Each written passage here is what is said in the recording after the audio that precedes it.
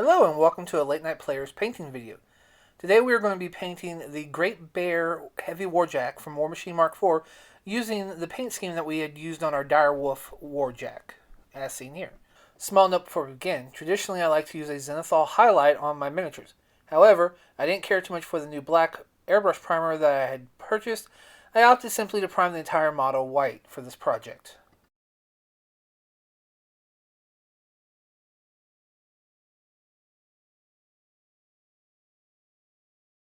To start off, I want to give a solid red base to all the armor plates. For this, I'm going to use Army Painter Dragon Red from their War Paint line. I really like Army Painter. We've used them for several projects before. High quality stuff. Another quick side note real fast. We're speeding up through some of this so that the video isn't 40-50 minutes long.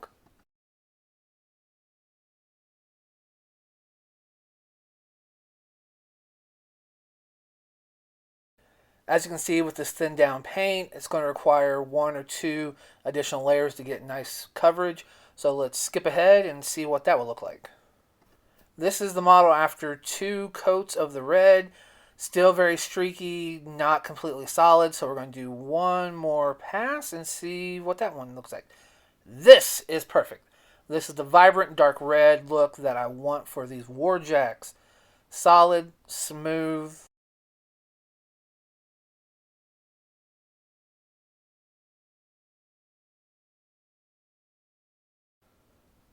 Alright, for the next step, we're going to add in some speed paint just to darken it a bit, get in those recesses. So for this, we're using Army Painter Speed Paint Blood Red. Honestly, one of my top 3 favorite colors from the speed paint line. When applying the speed paint, I honestly just load the brush up, let it flow where it lies. That dark color getting into the recesses just makes it look that much better. So, skipping ahead, here's what it looks like when we've got all the red covered by the speed paint. Adds a little bit extra to it. Next up, metallics. On the Dire Wolf, what I had done was take some shining silver from Army Painters again, applied to all the metal parts, and then went over it with the Zealot Yellow speed paint. It dulled it just a little bit while also giving it a gold tint. For the Great Bear, I want to make this appear to be like it is the central warjack of the army. So it's going to get more bronze than it will gold. But we'll still go over it with that Zealot Yellow to dull it down just a bit, give it that more regal appearance. So we'll just be applying the bronze to the vibrant metal parts, not adding any of the metallic to the red or where we'll be painting black later. Skipping ahead, here's the bronze on the vents on top. On the right-hand side, there's no Zealot Yellow added. On the left-hand side, we have the Zealot Yellow. Again, kind of dulls it, makes it look more natural, in my opinion, of course. Time skip. Here we have the model with all the bronze and Zealot Yellow added accordingly. Our next step up is going to be adding the black, where all of it needs to go that aren't the standout points. So let's skip ahead again. Step 4, adding blacks to the remaining panels. Honestly, I now realize that that's kind of a pointless step in the process because that's the obvious next step. But here it is. Oh, Battle Mace Fill. Sorry about that.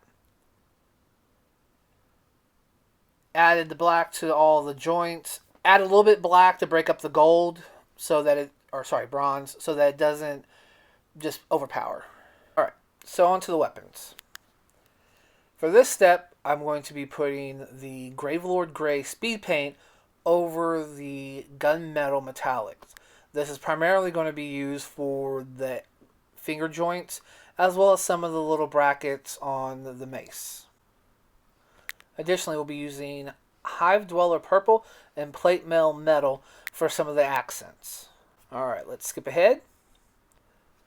Alrighty, so here are our Warjacks side by side.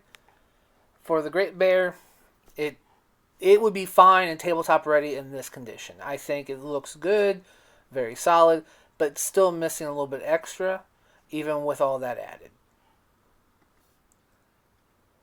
So one of the things that I did with the dire wolf that I thought was fun was taking some silver metallic and a fine brush and adding some battle damage. So this one here is my Cobalt Keep detailing brush. If I can get the camera to want to focus.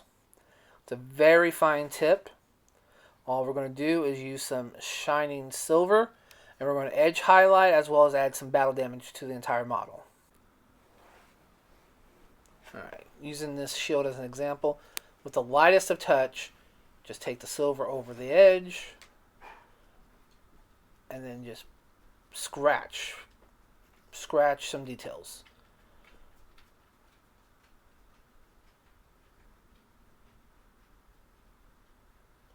Alright, here it is done. That battle damage just adds more to it. It gives the model character as well as telling a story. This is a Warjack that has seen some stuff and is a Warjack that might have been put together from other parts. We don't know. We don't know what the technology is like in Khador right now after the relaunch of the story. This is some Warjack that could have been found in a warehouse somewhere after being used in battle. Left for dead. Alright, let's get these models based and final assembly and see what they look like. Here we are. The basing video will actually be posted later, but I wanted to go ahead and show it now. If this thing wants to actually focus. There we go. Much better. So, using some basing material from a company called Huge Miniatures, we have this really nice snow base. The white really makes the red and metallics pop, as well as adding in some weathering pigment to show that these things are trunching through the battlefield. And again, both of them on similar bases for that unit cohesion.